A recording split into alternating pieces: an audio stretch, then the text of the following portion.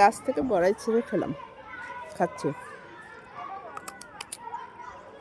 একদম pure organic বড়াই। মজা, নিজের গাছের বড়াই খাচ্ছি, মজাই আলাদা।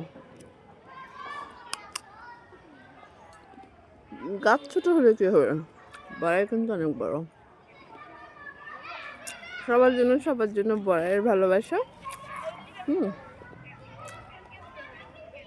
বড়াই কিন্তু কম কম খেতে হবে, ঠান্ডা বড়াই একটু ঠান্ডার জন্য যাদের বুকের সমস্যা আছে তাদের জন্য অবশ্যই ক্ষতিকর। তো আমি খাচ্ছি, আজকে এবার উদ্বোধন করলাম, কারণ নিজের গাছের বড়াই খেলাম একটা। সবার জন্য অনেক অনেক ভালোবাসা, বড়াইয়ের শুভেচ্ছা, বড়াইয়ের ভালোবাসা।